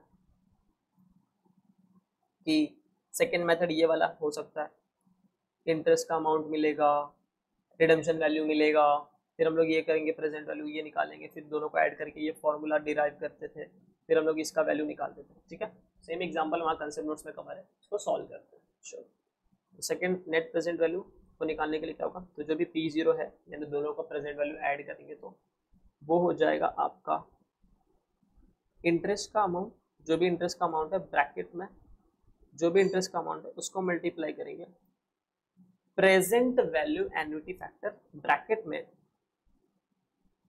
16% लिखना है तो लिखो, अदरवाइज आप फॉर्मूला ही लिख सकते हो। काम करता हूँ मैं वहाँ से फॉर्मूला ही लेके आता हूँ, टेंशन ही खलास। कंसेप्ट नोट्स पे जाते हैं, फॉर्मूला उठा लाते हैं। ठीक है, ये फॉर्मूला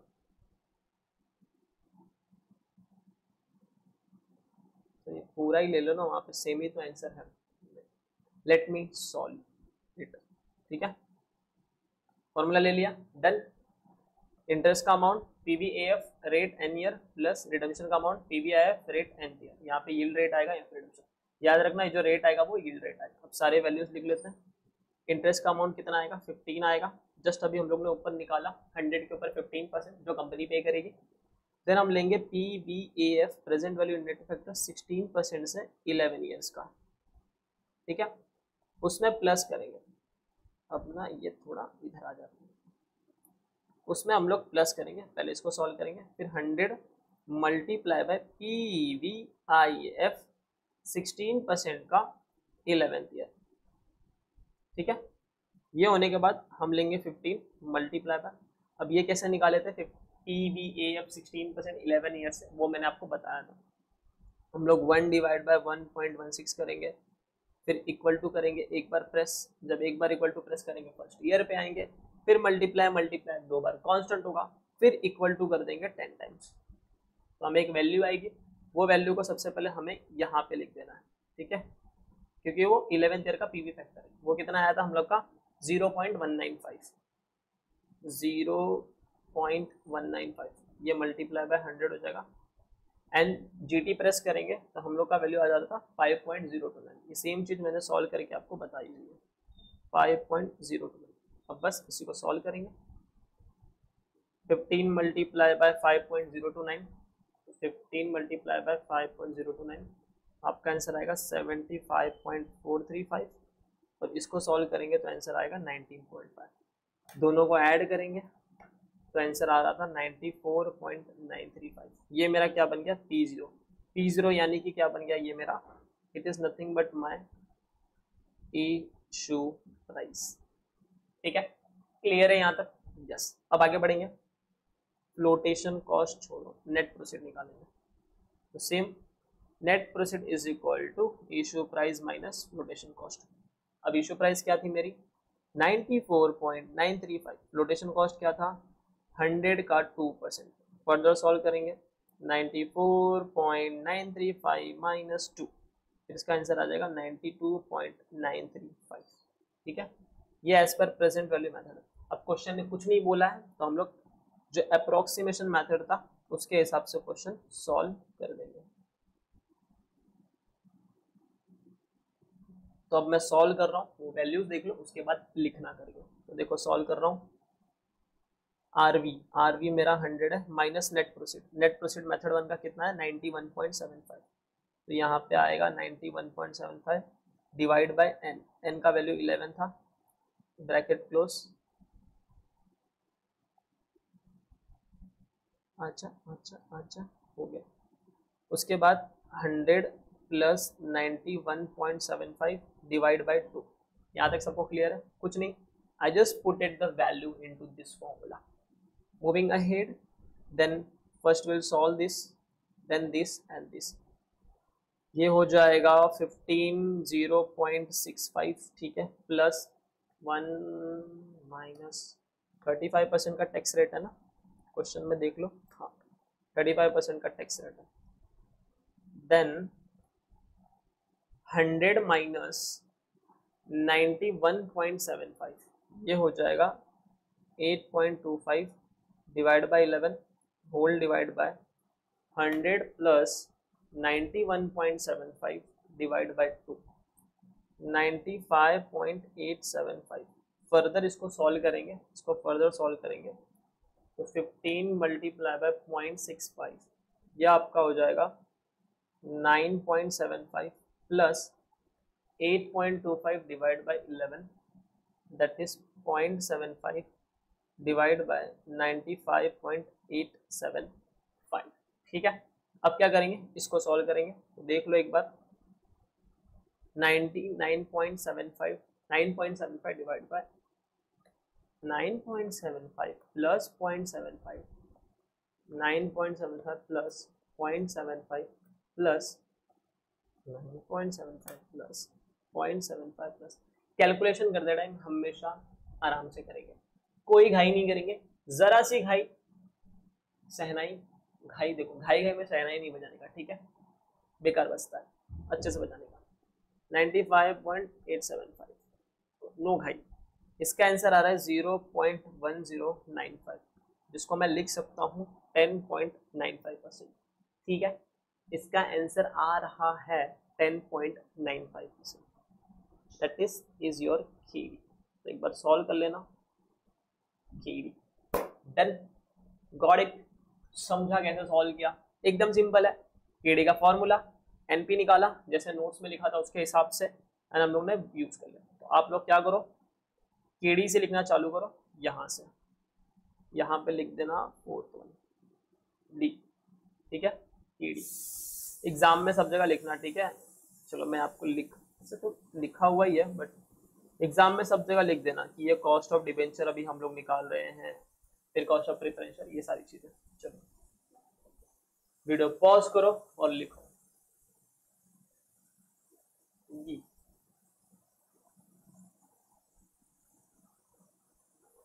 डन, चलो ये लिखना चालू करो,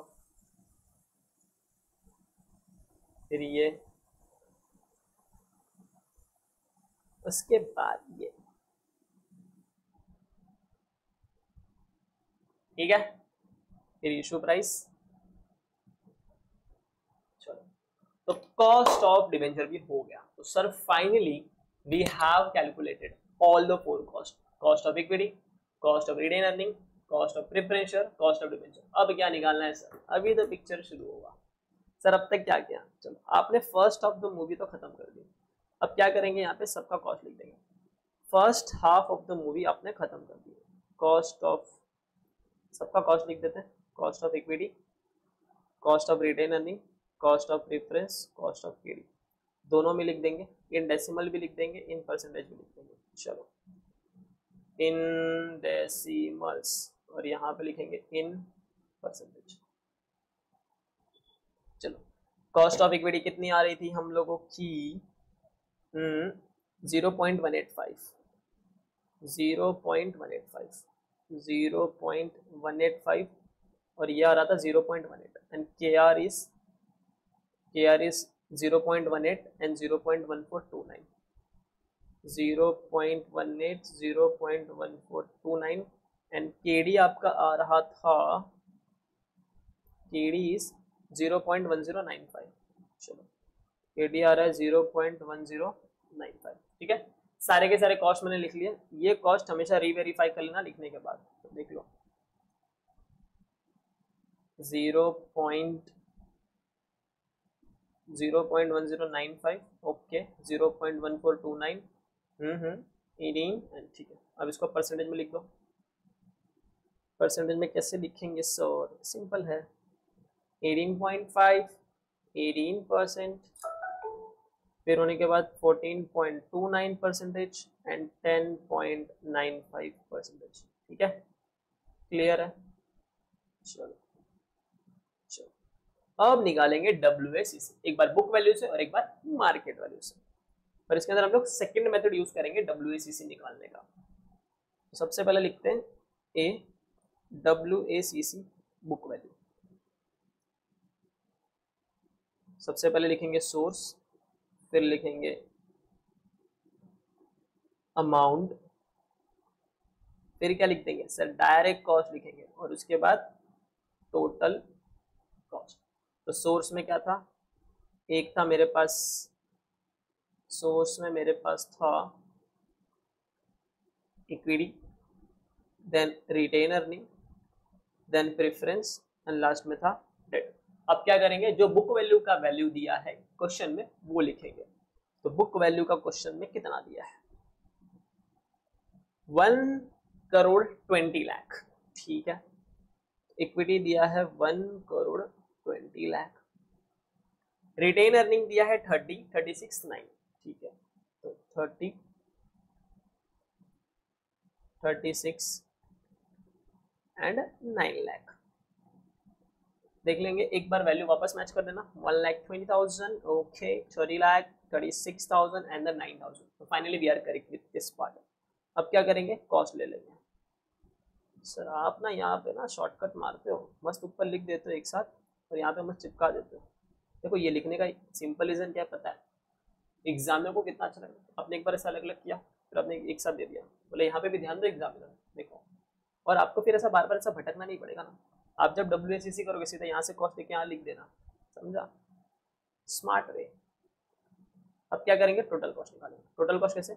इन दोनों को मल्टीप्लाई करेंगे, इन दोनों को मल्टीप्लाई कर। अब ये डेसिमल में तो डायरेक्ट मल्टीप्लाई करके आपका आंसर आ जाएगा। तो चलो मल्टीप्लाई करो।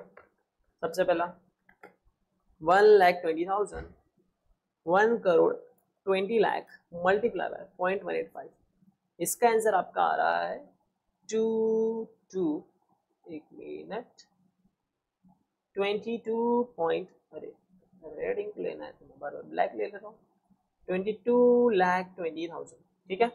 सेकेंड वाला करेंगे 30 लाख मल्टीप्लाई बाय 0.18, इसका आंसर आ रहा है 5,40,000, ठीक है। तीसरा 36 लाख मल्टीप्लाई बाय 0.1429, तो ये आ रहा है 5,14,440, ओके।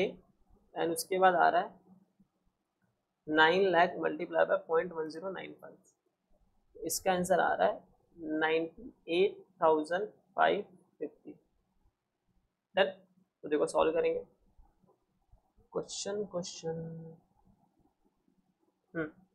समटाइम क्या होता है ना, एग्जामिनर ना आपको बोलेगा कि अप टू 2 डेसिमल तक सॉल्व करो, अप टू 3 डेसिमल, या फिर इन लैक्स करो, इन करोड़ करो, इन थाउजेंड करो, तो वो नोट का हमेशा ध्यान देना।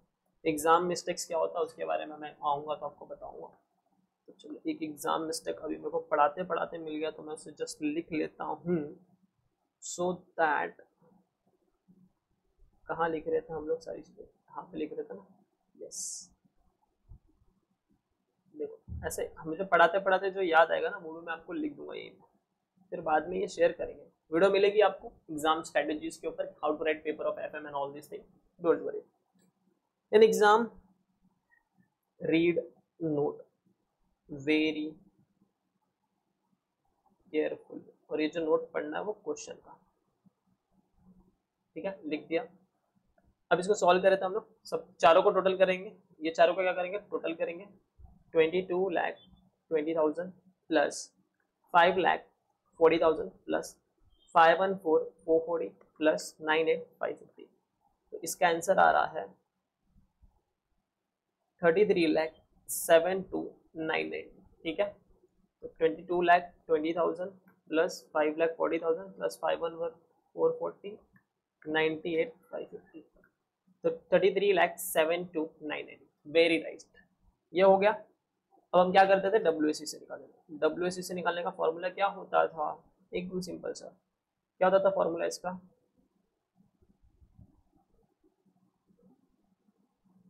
Total cost divide by total capital. Total capital add करेंगे, एक मिनट,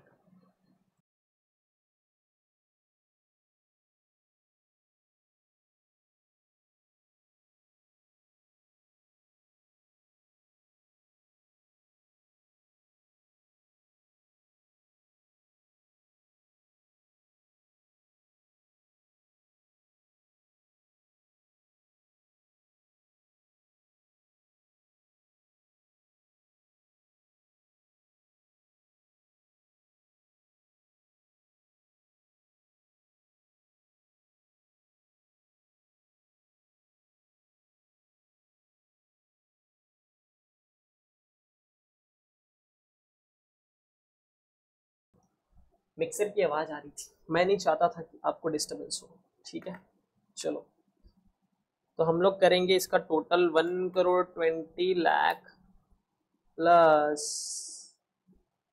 30,00,000 प्लस 36,00,000 प्लस 9,00,000, इसका आंसर आ रहा है 1,95,00,000। टोटल कॉस्ट आ रहा था 33,72,990, कितना आ रहा था, 33,72,990 डिवाइड बाय 1,95,00,000, इसको सॉल्व करेंगे,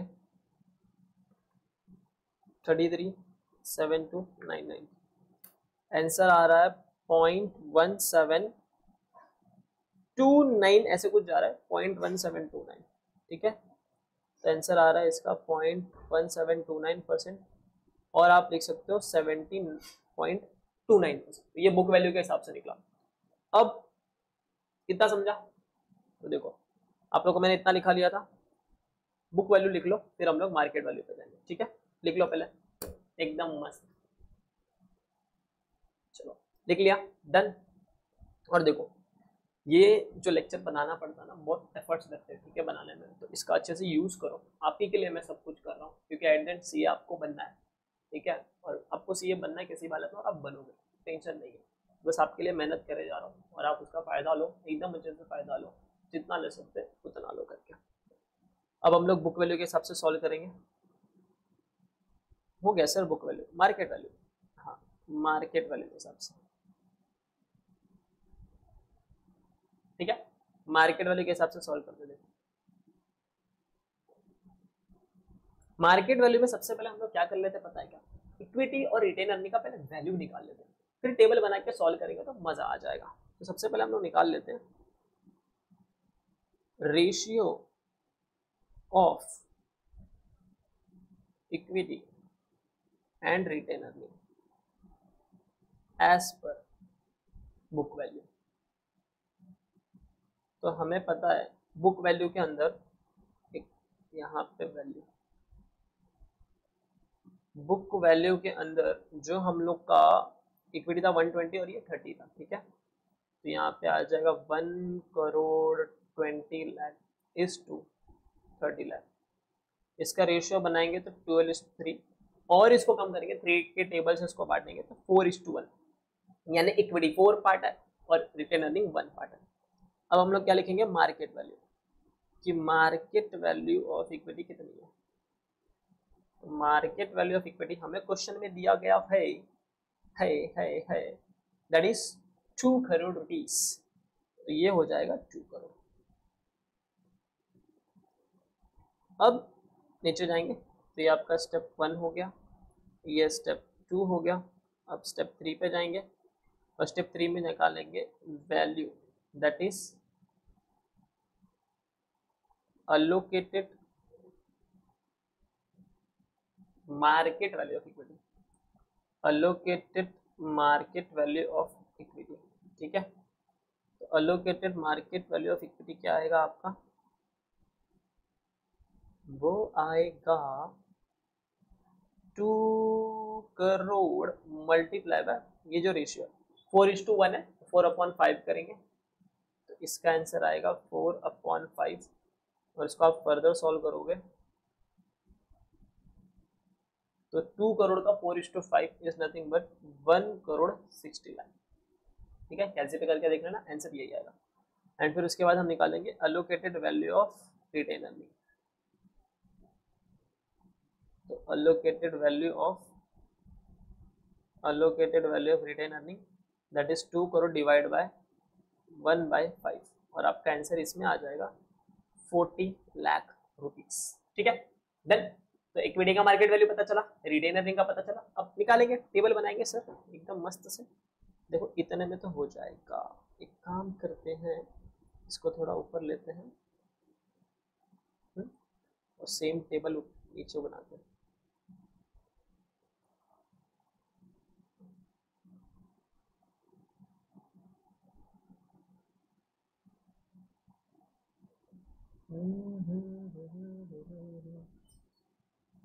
ठीक है, वैल्यू चेंज करेंगे, टेंशन मत लो, वैल्यू चेंज होगा। ये पूरा वैल्यू चेंज, आवाज आ रहा है ना, यस। ये तो कॉस्ट ही रहेगा, कॉस्ट तो चेंज नहीं हो रहा। थोड़ा नीचे आ जाओ और ये वैल्यू आपका हटेगा, ये भी डिलीट हो जाएगा, ये भी डिलीट हो जाएगा, ये भी डिलीट हो जाएगा और यहाँ पे आएगा टोटल कॉस्ट। चलो सॉल्व करते हैं। अमाउंट इक्विटी का 1,60,00,000 और इसका 40 लाख, तो इसका आएगा 1,60,00,000 और इसका आएगा 40 लाख। देन बुक वैल्यू देखेंगे तो ये है 3375, ये है 10,40,000। तो यहाँ पे आएगा 3375 एंड देन 10,40,000 मार्केट वैल्यू लेंगे, ठीक है। अब क्या करेंगे, दोनों को मल्टीप्लाई करेंगे। तो चलो मल्टीप्लाई करते हैं। 1,60,00,000 मल्टीप्लाई बाय 0.185, इसका आंसर आ रहा है पहले वाले का 29,60,000, ठीक है। दूसरा वाला 40 लाख मल्टीप्लाई बाय 0.18, इसका आंसर आ रहा है 7,20,000। Third one is 3375,000 multiply by 1429, इसका आंसर आ रहा है 4,82,287.5। तो मैं उसको 288 कर लेता हूँ, राउंडिंग ऑफ कर लेते हैं 4,82,287, यस। 10,40,000। देखो कभी कभी ना मैं करोड़ थाउजेंड ऐसा थोड़ा मिस्टेक होता है, ठीक है, इग्नोर करना उस चीज को। कंसेप्ट पे ध्यान देना, आपका कंसेप्ट इंपॉर्टेंट है, ठीक है। कंसेप्ट समझ में आया, that is important, and solution हो रहा है वो इंपॉर्टेंट है। इन चारों का टोटल आएगा 42,76,168, ठीक है। 29,60,000, इन चारों का टोटल ये आएगा 29,60,000 प्लस 7,20,000 प्लस 4,82,288, ओके 113,880, 42,76,168, ओके। सो तो हमें मिल गए दो चीजें निकाल लो। एक आएगा टोटल कैपिटल और एक आएगा टोटल कॉस्ट।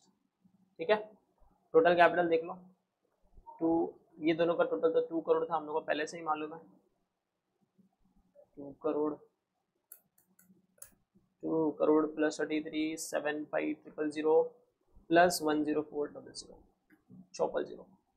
तो इसका आंसर आ रहा है टोटल 2 करोड़ 44,15,000।